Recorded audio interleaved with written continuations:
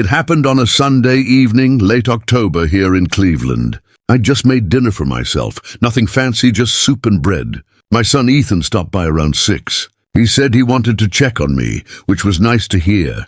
We hadn't seen each other properly in a couple of weeks. He sat at the table scrolling on his phone while I finished eating. Then he started asking small questions about money. How much I get from my pension, which bank I use, if I still get paper statements. I didn't think much of it. I told him what I've always told him. I worked for 40 years to earn that pension. It pays the bills, that's all. He laughed a little and said, "Dad, you don't even spend half of it. You should let me help manage it. Maybe I could invest some for you." I just smiled and said I was fine doing things the old-fashioned way. We watched TV for a while. When he left, he hugged me, said he'd call tomorrow. I didn't notice anything missing. Not then. Around 8:30, my phone buzzed. It was a text from the bank. Cash withdrawal, 2,180 Brook Park Road ATM. My stomach dropped. I hadn't left the house all day. I opened my wallet. Both of my debit cards were gone. I called Ethan right away. No answer. Tried again. Straight to voicemail. I sent a message. "Did you borrow my card? Please call me." Half an hour later, I got a text back. "Relax, Dad. I just moved some money around. It's family money anyway. You don't need to panic." I sat there staring at the screen, not knowing what to say. He really believed that. He thought because I was his father, my pension somehow belonged to him too. I didn't yell. I didn't text back. I just wrote the amount and the time on a notepad next to my chair. Then I called the bank's helpline. A woman told me to come in the morning to file a report. She said to bring ID and any proof I had. I didn't sleep much that night. I kept the TV on low, but nothing registered. It wasn't the money that hurt. It was the idea that my own son thought taking it was okay. Before we continue, please subscribe to the channel and tell us where you're listening from. By midnight, I realized something had changed between us. Something you can't easily fix with a phone call or an apology. I turned off the light, set the wallet on the counter, and promised myself one thing. I'd handle it the right way. No shouting, no scenes, just facts. Tomorrow I'd go to the bank and start there. I didn't sleep much that night. I kept checking my phone, half expecting another withdrawal alert. Every time the screen lit up, my stomach turned. It was just the clock, ticking past the hours. I sat in my chair until daylight came through the curtains, then put on a clean shirt and drove to the bank. I didn't even stop for coffee. When I walked in, it was quiet. A few people in line, mostly retirees like me, holding deposit slips and envelopes. I took a number and waited. When they called me, I told the young teller that I needed to talk to someone about unauthorized withdrawals. She gave me a polite smile and asked if I'd misplaced my card. I told her I knew exactly where it had gone. She looked at me for a second and said she'd get the branch manager. A woman came out, maybe in her late 40s, neat grey suit, calm face. "I'm Miss Delgado," she said, shaking my hand. "Why don't we sit in my office?" Her office smelled like paper and coffee. I sat across from her and placed my notepad on the desk. I told her everything. When my son came by, the missing cards, the bank alert, and the text he sent after. I expected judgment, maybe even a small smirk like she'd heard it before. But she just nodded and listened. When I finished, she turned her monitor slightly toward me. "Let's look at your transactions." She scrolled, printed a sheet, and slid it across. There it was, not just one withdrawal, but a few others. 300, 500, 800, all in the last few weeks. I'd missed them. My pension comes in at the end of each month, and I don't use it all at once. He must have known that. I stared at the paper, tracing each date with my finger. It felt like reading a list of quiet betrayals. She said softly, "This kind of thing happens more often than you'd think. We can freeze the accounts, issue new cards, and flag the activity." I swallowed hard. "What happens to him if we do that?" "That depends," she said. "You can decide how far you want this to go. But you need to protect yourself first." She printed a pamphlet and slid it toward me. "Financial exploitation of older adults," it said on the cover. I didn't touch it. She offered to help me file a report, but I told her I'd think about it. She smiled kindly. "Come back if you change your mind. I'll note your file." When I walked out of the bank, I felt dizzy. The air outside was cold, sharper than before. I sat in my car for a few minutes, looking at the steering wheel. I didn't cry, but I could feel something sitting heavy in my chest. Not anger, not sadness, just disbelief. At home, I set the printed transactions on the kitchen table. I read them over again, like proof that it had really happened. I could still hear Ethan's voice from last night. It's family money anyway. That line replayed in my head all afternoon. I tried calling him, no answer. Left another message, then another. Nothing. I reheated some soup around 6, but it tasted like nothing. The house felt empty in a way it hadn't before. I'd lost my wife years ago, but this was a different kind of quiet, one that follows you from room to room. Around 10, I opened a folder from the drawer where I keep my papers and slipped the bank receipts inside. On the label I wrote Ethan, withdrawals. The words looked wrong together. I sat there for a long time staring at the folder, realizing that I'd just created a file on my own son. Before we continue, please subscribe to the channel and tell us where you're listening from. That night, I sat by the window and watched the streetlight glow against the rain. I didn't feel like a victim. I just felt old, like something had shifted quietly, the kind of change you don't see until it's already too late. The next morning, I woke up before sunrise. I didn't want to, but my mind wouldn't rest. I made coffee and sat at the table staring at the folder I'd made the night before. I kept telling myself it wasn't about revenge. It was about protecting what I'd worked for. I called the bank first thing and asked for Ms. Delgado. She picked up right away. "Mr. Harris," she said, "I've been thinking about your case. If your son tries to take out more money, it'll trigger a flag. Would you like me to note that you're the only authorized owner on the account?" "Yes, please," I said. "And I'd like that in writing if possible." "Of course," she said. "Come by today and I'll have it notarized." At the branch, she handed me a stamped letter confirming the account was in my name only. I folded it carefully, slid it into a plastic sleeve, and placed it in the folder. I could feel my hands shaking while I signed. Not from fear, but from exhaustion. After leaving the bank, I stopped by the hardware store for new door locks. It wasn't because I thought Ethan would break in, but because I couldn't stand the thought of anyone walking in without my say. The man at the counter said he could send someone that evening to install them. I said yes. Back home, I made a list of everything that had happened, dates, times, amounts, texts. I wrote it like I used to write work reports when I was still an electrician. Clear, direct, no emotion. It helped calm me down. Around noon, my sister-in-law, May, called. She'd heard my voice on voicemail and said I didn't sound right. I told her everything. She was quiet for a while, then said, "You always kept receipts for everything, didn't you?" "I did," I said. "Good," she replied. "Keep them close. You might need them." That evening, I went through my old folders and found a few papers where I'd helped Ethan before. Bills I'd paid, a loan I covered, the note he signed promising to repay it. All proof that I'd supported him, not the other way around. I placed them in the folder too.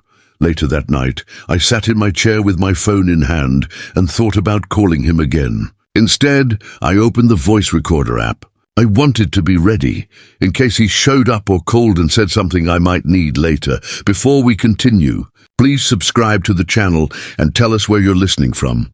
That was the moment it shifted for me. I wasn't just a father trying to understand his son anymore. I was a man collecting evidence to protect his life's work. It didn't feel good, but it felt necessary. I didn't hear from Ethan for a few days after that. No calls, no texts, nothing, just silence. I figured he was waiting for me to cool off, or maybe hoping I'd let it slide. But I wasn't going to. On Wednesday morning, I went back to the bank with the notarized ownership letter Ms. Delgado had given me. She looked up when I walked in and gave a small nod. "We've set a flag on your account," she said. "If anyone tries to access it, I'll get an alert personally." That gave me some peace of mind. She also showed me something I hadn't noticed before. 3 separate small withdrawals from the same ATM in the weeks before the big one. It was like he'd been testing the waters, seeing if I'd notice. I didn't. That hurt the most. At home, I sat down and opened the voice recorder app I'd downloaded earlier. I rehearsed what I'd say if he called or came by. Nothing angry, just calm questions he might answer without thinking. I practiced my tone until it didn't sound bitter. That evening around 7, he finally called. "Dad, are you still mad?" he asked. His voice sounded casual, like we'd had a small argument about football. "I'm not mad," I said. "I just want to understand why you took the money." He laughed a little. "I didn't take it. I just moved it. You'll get it back. You don't need that much sitting in there anyway." I pressed the speaker button and placed the phone on the table beside the recorder. "Ethan, that's not how this works. That money's for my living. You can't just move it," he sighed. "You never helped me when I needed it. I'm just getting back what's mine." I didn't answer right away.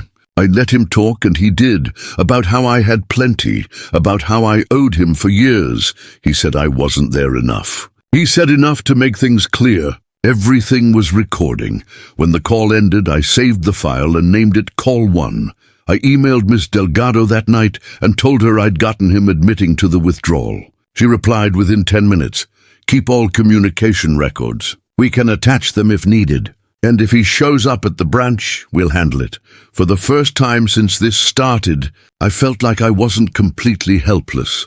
The locksmith came that evening around 9 and replaced both the front and back door locks. I watched him work quietly, the drill echoing through the house. When he was done, he handed me the new keys. I stood there for a moment after he left, turning one in my hand, feeling the cold metal press into my palm. Before we continue, please subscribe to the channel and tell us where you're listening from. It wasn't just about keeping Ethan out. It was about taking my house back. About knowing I could sleep without wondering who might walk through the door. The next morning, I put everything, receipts, screenshots, recording, into a binder and labeled it bank case. I didn't know what the next step would be yet, but I was ready for it. 2 days after that phone call, I was having breakfast when the phone rang. It was Ms. Delgado. Her voice was calm, but you could hear the kind of tone people use when something's happening in real time.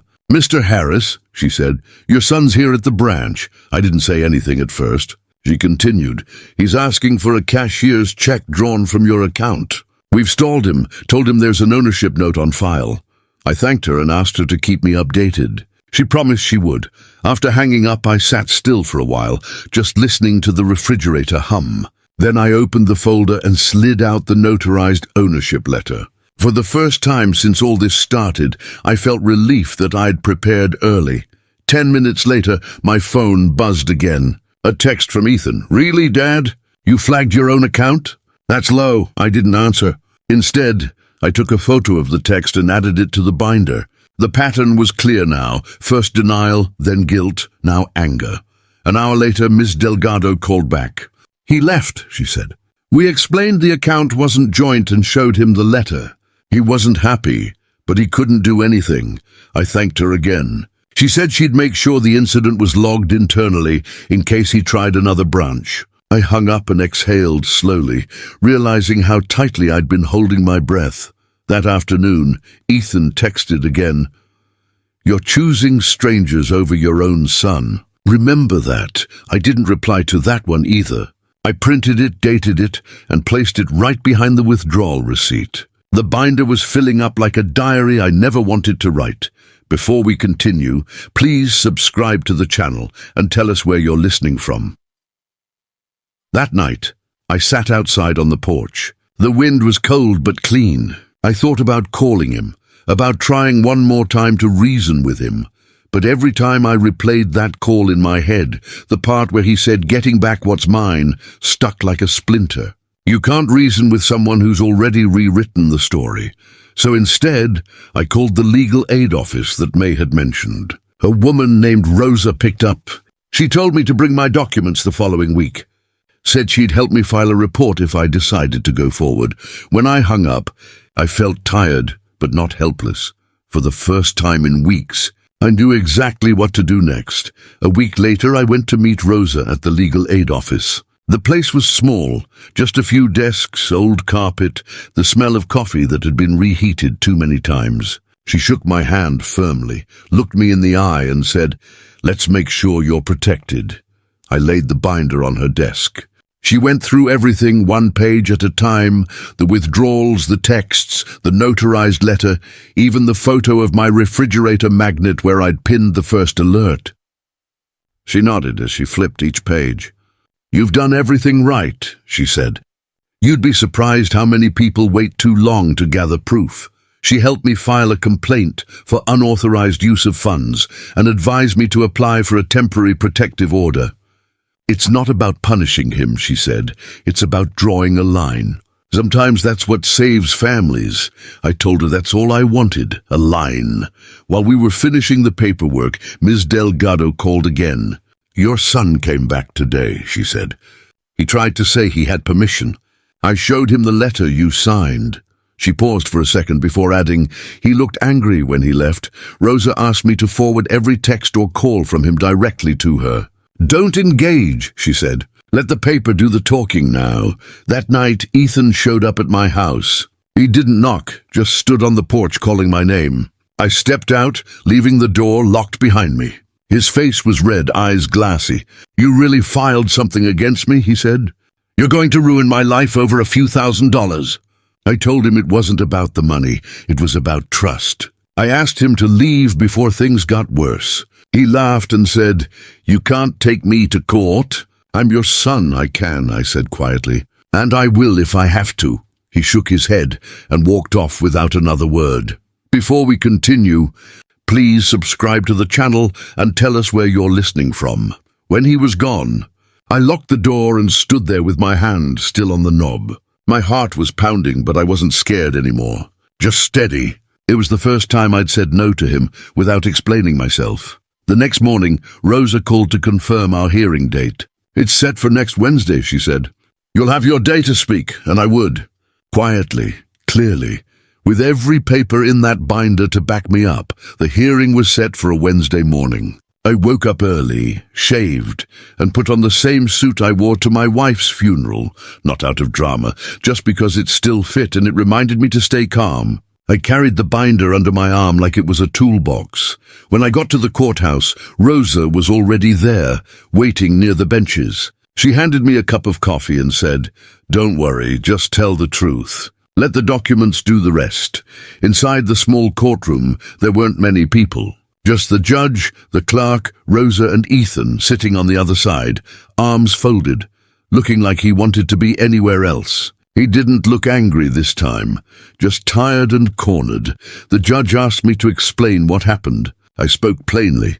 I told him about the missing cards, the withdrawals, the bank alerts, the texts. I didn't embellish. I just laid out the facts one by one.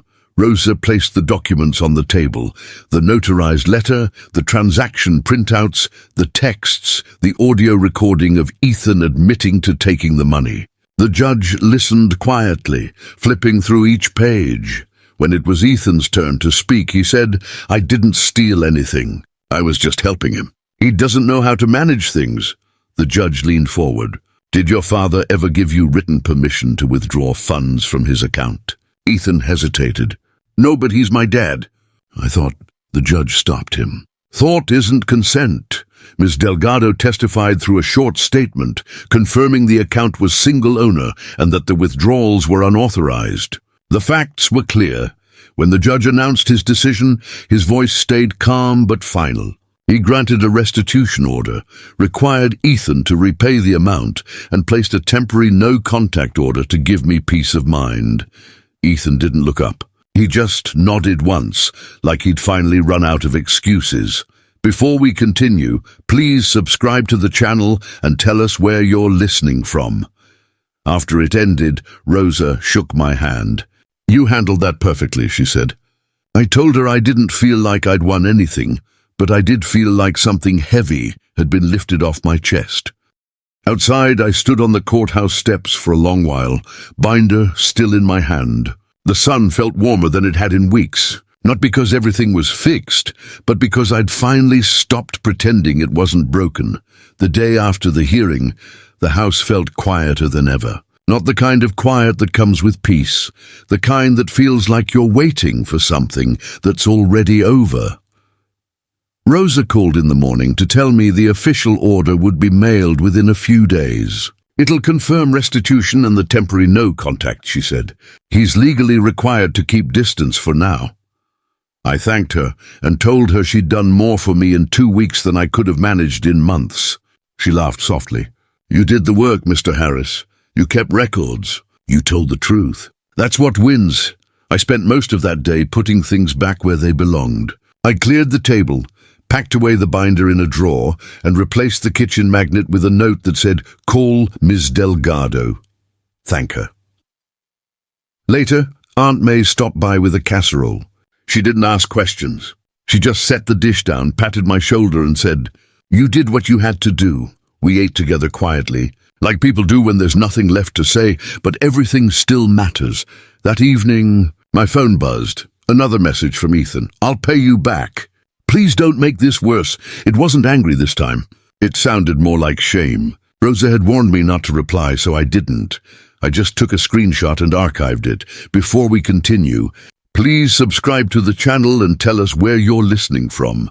Later that night, I went out on the porch and watched the streetlights flicker against the wet road. I didn't feel proud and I didn't feel victorious.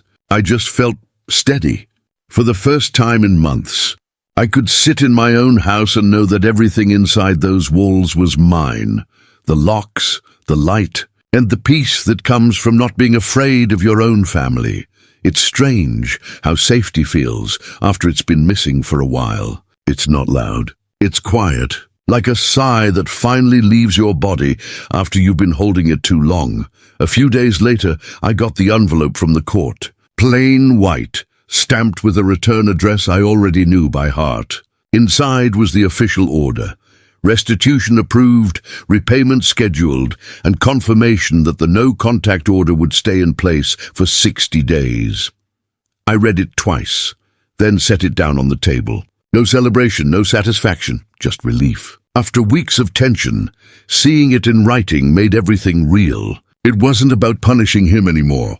It was about closing the loop. I made a copy of the order and took it to the bank. Miss Delgado looked up when I walked in. "I heard the outcome," she said with a smile. "Good for you." I thanked her and asked if they could attach the order to my account records. She nodded, printed a form, and had me sign. "We've also added a special verification step," she said. "No one can touch your funds without you standing right here." For the first time in a long while, I felt safe. Before I left, she said something that stuck with me. Most people don't stand up when it's family. You did. Back home, I placed one copy of the order in my binder and one in the fireproof box with my other important papers. Then I called Rosa just to say thank you. She told me that stories like mine remind her why she does what she does. I told her it reminded me that standing your ground doesn't always mean fighting. Sometimes it just means not moving. Before we continue, please subscribe to the channel and tell us where you're listening from. That night, I sat by the window with the lights off. A few cars passed outside, and for the first time the quiet didn't bother me. Justice doesn't always come with noise. Sometimes it arrives in an envelope, thin paper, black ink, and your name spelled right at the top. A week went by after the order came through. The days felt longer, slower, but calmer. I started sleeping through the night again. No more phone alerts, no more looking over my shoulder whenever the mailbox clanged. One morning, I made a proper breakfast for the first time in weeks. Eggs, toast, and a pot of coffee. I sat at the same kitchen table where everything had started. The folder was gone now, tucked safely in a drawer, but I could still picture every document inside it. Each one told a part of a story I never thought I'd have to live. That afternoon, I drove down to the pension office. I wanted to make sure nothing like this could happen again. The lady behind the counter listened carefully and helped me set up an additional security code. Now, even if someone tried to call pretending to be me, they'd have to give a phrase only I knew. I chose something simple, my wife's middle name. When I got home, I cleaned the living room, dusted the shelves, and finally put her photo back on the mantel. For the first time in months, it didn't feel like a reminder of what was missing. It felt like company again. Aunt May stopped by in the evening. She looked around the house and smiled. "It feels like you can breathe again," she said. I can, I told her. It's just quiet now. The good kind of quiet. Before we continue, please subscribe to the channel and tell us where you're listening from. Later that night, I opened the mailbox and found the first repayment check. It wasn't the full amount, but it was a start. I held it for a long moment before setting it aside. It wasn't about the money anymore. It was proof that something had turned in the right direction, that maybe this story wouldn't end in anger, but in accountability. I sat back down at the kitchen table, took a deep breath, and realized I wasn't waiting for anything anymore. The storm had passed. All that was left was the quiet and the choice to live in it. A few weeks later, a letter arrived in the mail. No court stamp this time, just my name written in my son's handwriting. I knew it right away, same way a father knows the sound of his child's footsteps. I sat for a while before opening it. When I finally did, there wasn't much inside, just a short note. He said he'd started a new job at a hardware store, that he was trying to get back on track. He didn't say sorry directly, but I could read it between the lines. He mentioned the repayments would keep coming, and added one line at the end, "I hope one day you'll forgive me." I folded the letter carefully and placed it in the binder with everything else. It didn't belong with the withdrawals or the receipts, but I kept it there anyway. It was proof of something different this time. Proof that maybe somewhere down the line he was learning the same lesson I had to learn, that trust isn't something you inherit, it's something you earn back. A few days later, he sent another message through Rosa, a simple request. He asked if he could borrow my old drill for a weekend job. I thought about it for a long time before replying. Then I told Rosa she could tell him yes, he could borrow the drill, but not the key to the house. Before we continue, please subscribe to the channel and tell us where you're listening from. That evening, I put the drill by the door and wrote a note to go with it. Tools you can borrow. Money you must earn. I left it there overnight. The next morning it was gone. When I came back inside, the house felt lighter. Not because everything was forgiven, it wasn't, but because I knew I'd done my part. I poured myself a cup of coffee, sat in the chair by the window, and looked out at the street. The leaves had started to turn again. I thought about all those nights I'd sat here wondering how things went so wrong, and now, for the first time, it didn't hurt to think about it. I whispered to myself, "You didn't lose him. You just stopped letting him take from you." Then I smiled a little and added, "You didn't lose me either."